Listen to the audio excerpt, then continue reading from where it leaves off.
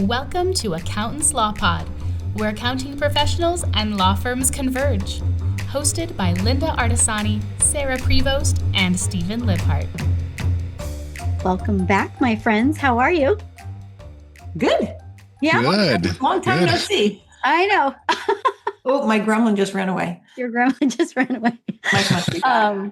Well, we have an interesting topic today, which I think is an interesting topic in the sense of we're seeing less and less of this, but we do still see it. It is a topic on QuickBooks Desktop, and it's something that a lot of legacy firms have that they've inherited. And what do we like to say to them, Lynda, when they come to us with QuickBooks Desktop? We do. They said, "You work in QuickBooks Desktop?" And I said, "We work to take you off of it." And we say, bye-bye. That's it. We say we can migrate you off of it, and we do not work in it. And then they'll say, "Well, do you know anybody that can?" And we've done this in the law lab and said anybody, but all the people in the law lab are so forward thinking, like, we don't want to use it. We don't do it either. So I don't even have like a referral that I can send, like, this person just does law firms in Desktop. Nobody does. It's very hard. I have one client left in Desktop that I am migrating this next week because the annual contract is coming up and it's $1,000. Oh yeah, they've been raising I don't know why they didn't raise the rate outrageously a long time ago to push people off, because they're doing this to push them up.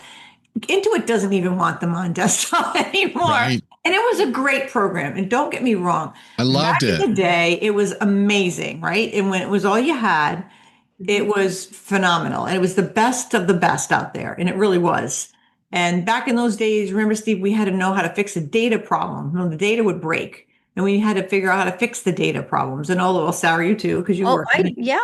And you would receive a CD once a week to update your program. And Yep. Oh, yeah. And you'd say, okay, well, what's the code? Because what's it doing? And then you have to go look up the code to find out how to fix the problem. And, it was a memorized transaction that broke, which was it called memorized back then? Or was it It's memorized, but they had memorized.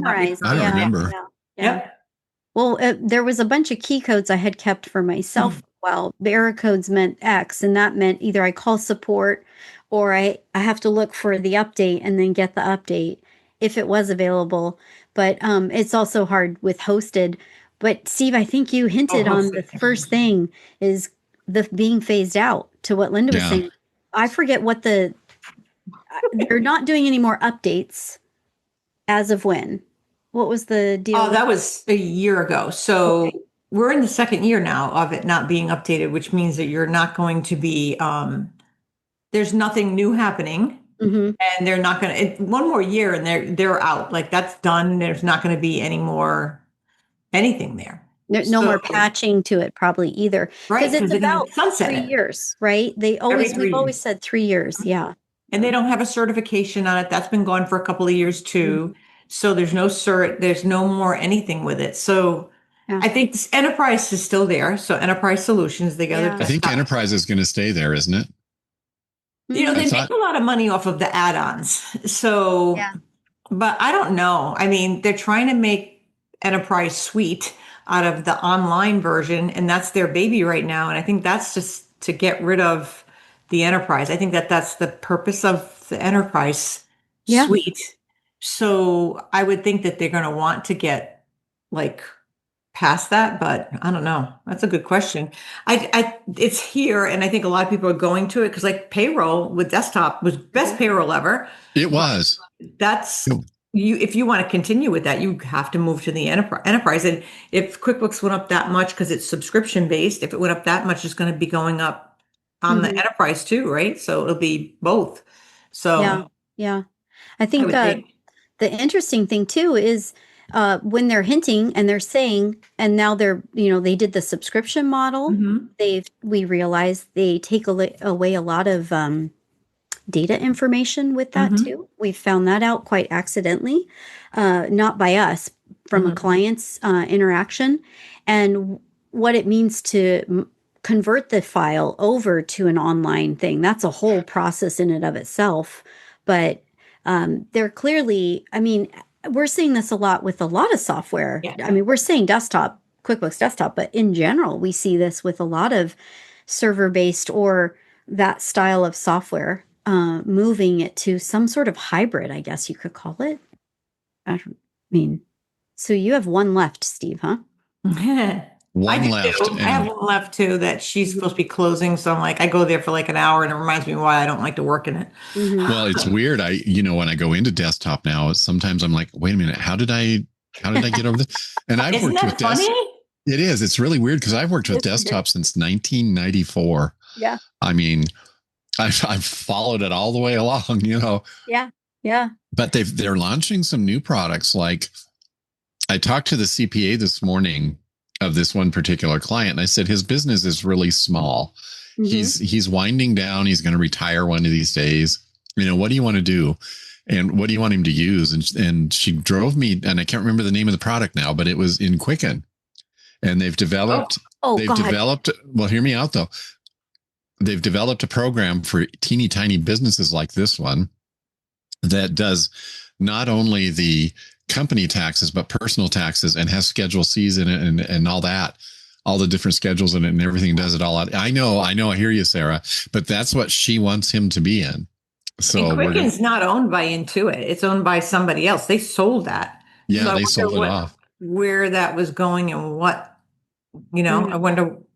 I think she was just looking for a low cost program for him, because I was passing on the desktop subscription and it just isn't worth it anymore to do that. No, and it's expensive for us. I mean, that's the thing that they did to kind of really gut people off. And I think the last people that were ever going to let go of their desktop was the tax professionals, because they would just take small companies that had nothing all year, and they would just dump the bank feeds in and then throw it all together and then do the accounting work on it. And it was cheap because it didn't cost them, for every company, it didn't cost them. They didn't want to go to the online version because it would cost them per license. But then they did make Ledger. So they had that ability to go on to Ledger, QBO Ledger, which they could do the same thing, but that had a fee to it, but it wasn't that much. And they get the bank fees. I mean, think about the bank feed in desktop. How clunky was that? Oh, it was terrible. Yeah. Horrible. Has anybody ever gone through and done like the whole page and then said, oh, I need to add a vendor, and went to add a vendor and everything you had was gone. You had to go redo it again. And then you had to curse and start all over again. I mean, that was the connection, the bank stopped supporting that connection. So then you have to go and redo. Sometimes I had to manually enter way back when. The other thing too is a lot of times, and I'm not saying this of yours, Steve, but the things that we've seen when data comes to us, the file is set up where the client's been using what's called statement charges, which does not migrate law firms to an online, specific to law firms. And I get the idea behind it. It is so problematic in a data migration. You can't migrate that. It doesn't come over. There's no statement charges in an online product. There's invoices, there's sales receipts. You can't, that does not come over. When you do a conversion, none of that will come over, which is a nightmare for us when we're doing a conversion. Can you define statement charges a little more? I think it's just what they do is they use it as a charge. They charge the client for the work and they call it a statement charge. And then just like a charge line item on a statement, but we don't have that in online. So you have to make invoices to cover for that.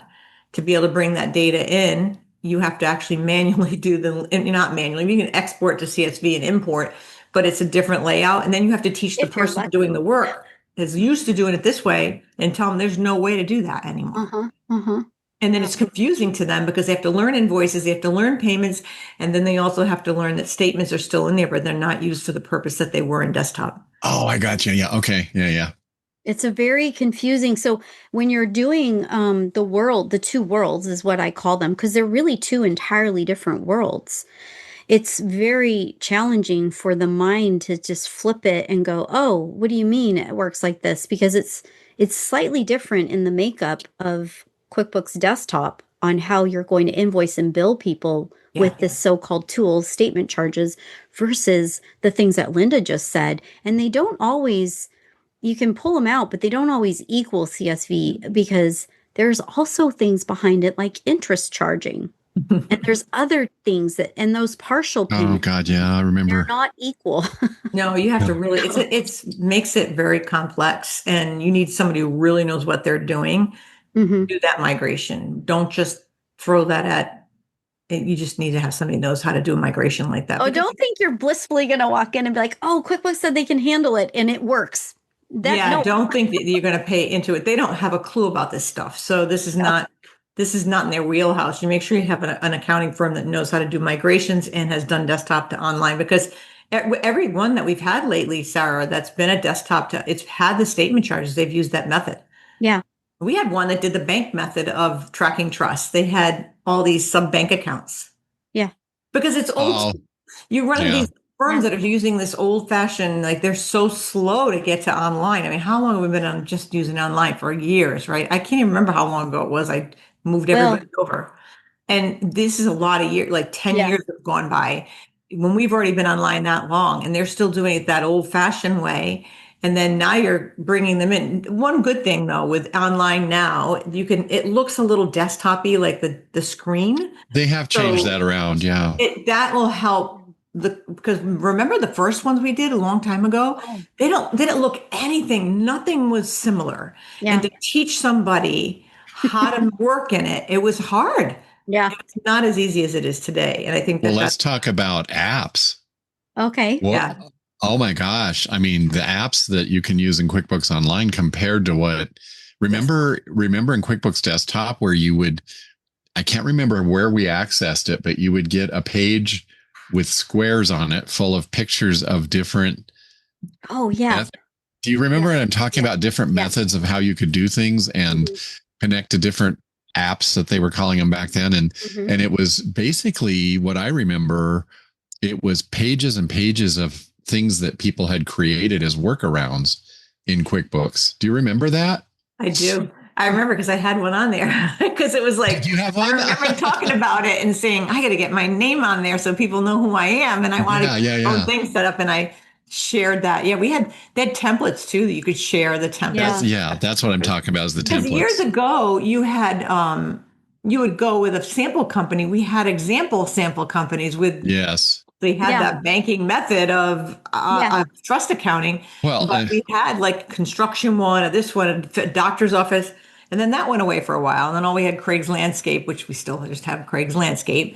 It's interesting how things have changed over the years with this. And you could add multiple companies. Remember when going way back machine, remember when desktop first, when you're working in it, and how you couldn't wait for September to get that big package with the book and the discs and everything in the mail?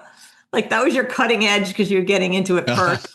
We had didn't we have a colleague once post yes, and who cleaned out their closet and was selling it. Like, who wants that? But it was who wants that? Floppy disk. She went all the way back to floppy disk. That could go in maybe in a museum someday. Well, guys, sometimes I see in the different accounting groups on Facebook and various places, I see people still saying, "I'm using QuickBooks Desktop 2012 and I will not give it up." And it's like, but you have not been supported. You're not getting updates. You're not getting patches. You're not getting any of that. How can you keep using that? It takes me a while when they come to us for data migration. I have to wait through because you can't just jump from 2012 up. I have to keep jumping incrementally. So I have to upgrade it. So she says, I'm letting it cook. Yeah, I let it cook because I have it like, okay. They're in 2012. I'm letting 2015 cook. And then she moves up to the next 2018. Yeah. Because you have to step the file up to the highest level to be able to convert it. Yeah. And it's amazing that the desktop people that come to you, you'll say, well, what version are you in? Oh, I'm not in that one. You had to sign up for a subscription, which was how many years ago? They're still in like 2012 version. And then there's all sorts of quirks. First thing you should do is run that utility to see how healthy the data file is. I remember when I first came here, because it'll fail if it's never been like properly backed up. I first moved here and I had a guy call me, and this is way back, and he called me and he said, I'm something's wrong with my file. It was a big electrical firm, but it was in North Fort Myers, and I had no clue. I lived near South Fort Myers. I think, how far can it be? Oh, it was an hour drive. I'm like, I can come to you. Yeah, I should have known better, right? So in my car and drove an hour up to North Fort Myers, where there was nothing at the time. Like it was a countryside, and this one company sitting out there, a big contractor. And I went in and I took a look at the file and I said, because he couldn't get it, he didn't know how to do log me in. And I looked at the file and I said, have you backed this file up? every night my server's backed up. I said, no, have you run the utility to back up your QuickBooks data file? Not in 5 years. And that file was a mess. It was a mess. And we had to, I think what I ended up doing, I remember having a call. Remember, I think I called William Murphy because he was like the guy to know how to fix all the broken desktop files. And Bill Murphy, so who's with Woodard. And he knew all the tricks on how to do that. He was a big nerd on that kind of stuff and figure out how to get this file back into a healthy state and right down to like which memorized transaction was broken, which was causing all the errors. And it was fascinating because he could read the code kind of behind the errors. And I learned every time, I learned a lot about the data files through the community page, which is where we all hung out back in the desktop days. Because there wasn't the online stuff. There wasn't a Facebook. There wasn't there was nothing. And it was just that community forum. And YouTube, if you were lucky. And that's how I found YouTube wasn't even there then, I don't think. Yeah, way back. YouTube was actually started way back, but the videos didn't. That would be Seth. That would be Seth's, right? But it was also like to your point, Steve, you have an outside app. So meaning like you're paying a separate payroll provider. How do you properly get the data in? Does it even integrate? That wasn't a conversation. But people didn't use that. They used Desktop and QuickBooks because it was really, really good. You could do so much. You could fix it. It was a great payroll system. Yeah. It was. Yeah. Anything that was broken, you could fix it. No, online, not so much. Let's talk about when they migrate. What do they expect there? And also a really key question. Okay. How long do you have access to that file after you no longer subscribe to it? What happens to all the data? What's out there?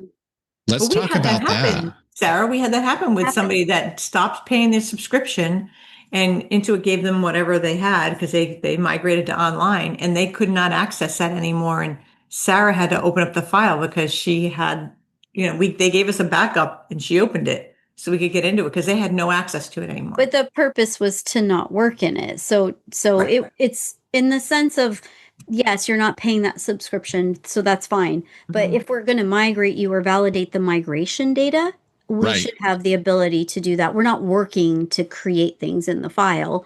You've already migrated into the online space. But it does beg the question of sometimes it's like, what reports do you need? Because it's true of any desktop file, not just QuickBooks. So yes, our topic is this. Right, good point. If you were to move your data out of another server style platform, a practice management that's an all-in-one, you're going to have reports, Excels. You're going to have things to back it up. That's a lot of institutional data to back up. That does not migrate over to a new one. So sometimes what we try to do is say, what is the best tactic here? The data was migrated over, but it's like a whole mess. It doesn't merge. It doesn't migrate. Things are not in the right order. The trial balance doesn't even look remotely close to what you had in the file. So to answer your question is sometimes it makes sense to start a new file, look at the data, look at the final tax return, start a fresh file, and then maybe go through and just pull out the key reports that are relevant to you and understand that you're just going to be living with. We've seen people, Lynda, do journal entry methods to get historical data in, and that creates retained earning issues because it's not always balanced to the tax return. So why not just start fresh? Historical data is back there moving forward. This is where you use the spreadsheet model of, I want to know what I did in 23, 24, 20, you know what I mean? Whatever you're doing. You could do, QuickBooks has the ability. So if you might want to, because if you have 20 years of data in your desktop file, you probably don't want to push that into QuickBooks. Right. So you could just do that where you can just cut it off at a certain date and then bring it forward. Because sometimes you want that 3 or 5 years of data to compare. That's a possibility. But then sometimes, like Sarah said, you have the old version, cut the ties. A lot of times they want to do conflict checks. So they want to have the names, but you don't want to bring everything over. But if you've got the old program, you can conflict check in desktop and then not have to bring all the names over. So you're not bringing everything from the beginning of time. Because that's the other thing is that sometimes people want to bring in all their date data over. And it's a great time if you're going to be doing that clean slate cutoff, tax return, opening balance sheet stuff, then bring it forward, import everything. Starting with a fresh file, you really want to, first of all, make sure everything ties out. And the same if you're doing a data migration and you're bringing over desktop to online, you need to run that trial balance accrual method, and you need to compare those numbers. Don't just go to the bottom line and go, oh, the numbers are the same, because it might not be the same. I know, I see her, she's digging to China behind me, messing up my blanket like she does every day. But yeah, so it's important to be able to make sure you do it right. And that's a big piece that I think that a lot of people think they can just flip the switch and then they get on the phone with Intuit. Just don't do it that way, because you want to make sure your data is correct and accurate. So are you saying opening balance entries, Sarah, or that's what's messing up retained earnings? Well, how would you advise them to get the correct opening balance if they're doing a fresh set without migrating? Oh, well, here's an example. You've never balanced the books to the tax return, which is 90% of the time you see, right? So that retained earnings is not going to be in balance. Or there could be a reason. Maybe there's different tax people through the years, no explanation. The information that was booked in doesn't actually no one from the person doing the work has said, hey, actually, did you realize, I mean, everyone makes mistakes. You gave me this entry twice and I booked it in and there's a problem. I mean, just because you got the information from the tax person doesn't make it right, in the sense of they make mistakes, not intentional, unintentional. So we're just doing something recently. I know it's a conversion. I can tell it's a conversion. And I'm looking at the data. I cannot get the retained earnings to balance. I'm off by like less than 1,000. I don't know what historically has happened to make that so, but the cutoff didn't come through very clean. So, I mean, at that point, I'm going to do the best I can. There's going to be a book to tax difference, and somehow we're going to have to pick it up. And it's got to be a balance sheet item. I just don't know what it is, because it's not sitting in the current file. And nobody ever tied it to tax, right? Nobody. Most likely that's the case. I'm betting. Most likely, I bet, yeah. I mean, I don't, at some point, depending on how you do these types of things, that's where the conversation happens. How far back do you have to go? Like, can you have this conversation with a new tax person or the existing one to understand maybe they have the information to provide you? But, you know, I was going to say, we've talked so much about converting it to QBO, but what if you want to convert to a different ledger system? Sure. You know, what if you're in, like I mentioned earlier, software that's desktop focused style all in one, and you're moving to a QuickBooks style online or a Xero. Yeah. I mean, even Xero. So like a fresh file mentality setup is nice, as long as you, like, to your point, Lynda, you have the information, you're saving it. There's a way to back it up.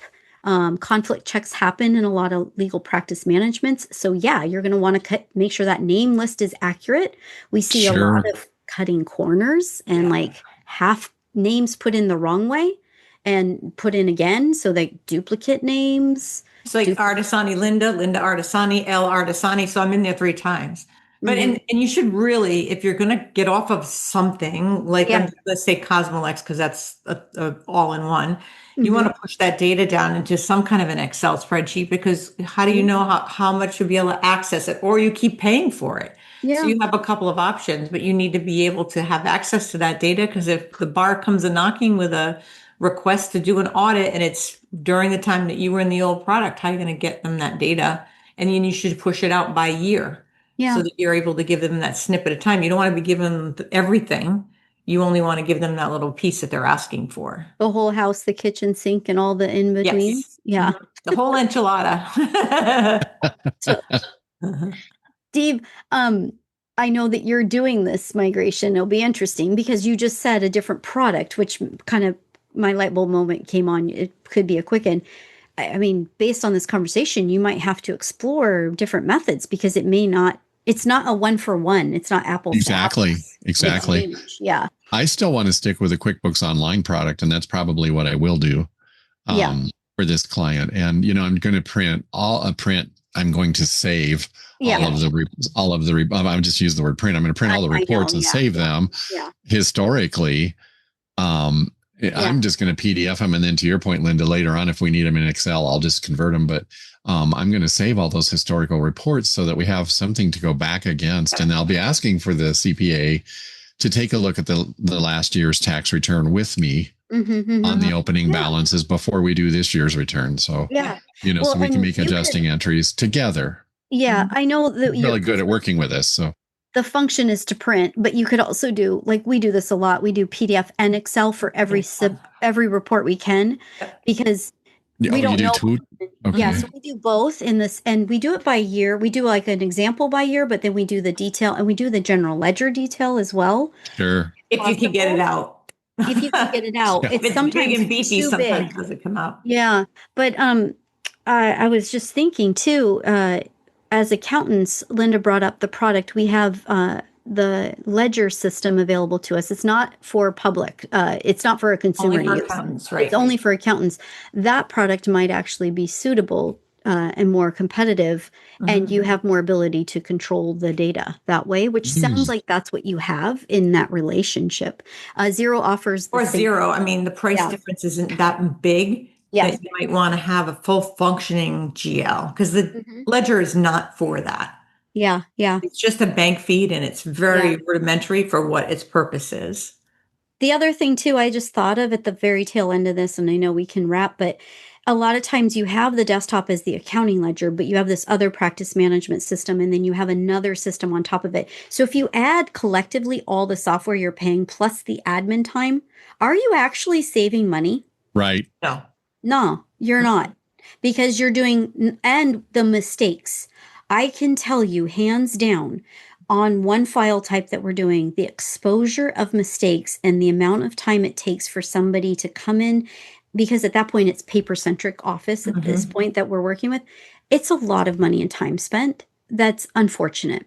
It's already been spent. You thought it was right. It's not. Penny wise and pound foolish. Yep. Yes. We don't see any desktop file that truly does. I'll be honest with you, never has balanced on the trust side ever. Yeah. Unless we're doing the work because we know what we're doing, but I've never seen it. So. Well, great conversation and very timely, because, as you said, Lynda, it's being phased out very soon. So it's here. I can remember when they first brought it up, we're all like, oh my God. And it's here. Then they cranked the price up and got most of them to move over. I know. Yeah. The Big Bird Steve voice came out. I know. I love it. Oh my God, Becky. If you enjoyed today's episode, be sure to like, share, and leave a review to help more listeners find the show. And be sure to subscribe on YouTube or wherever you get your favorite podcasts so you never miss a beat. Have a question or a topic you'd like us to tackle? We're all ears. Drop us a line at info@accountantslawpod.com or send us a message through our website, accountantslawpod.com. And don't go it alone. Join our weekly Accountants Law Lab mastermind sessions at accountantslawlab.com and connect with a community of accounting professionals just like you. Good topic. I think we're going to get canceled after all these topics we just did. For scaring everybody. Positive things. This is a good topic because it really is very informative. There's lots of great tips here that will help people if they're in desktop and they're like, I think I got to move over, especially because we're in August recording this, and September is the turning point time. So I can't even imagine. I haven't heard that they're not going to support it yet, but all signs show this. All signs point to that. Yes. Yeah. So time to move is now. Yeah. Before you have a gun to your head. Yeah. End of year, beginning of year. It's always so critical time as it is. And it's great to have those cutoffs, but you have a lot of preparation and all that stuff too. So yeah. And it's like you said, so if you're going to do that fresh start thinking about it, start getting your ducks in a row, because it's a great time to clean up files and get rid of extra vendors and extra customers and clean up the chart of accounts and modernize it. If you're starting fresh, it's a great time to clean everything up. So when you do move over, it's fresh and clean and you got a brand new beginning. Absolutely. Bye-bye, everyone. Thank you. Everybody. Bye.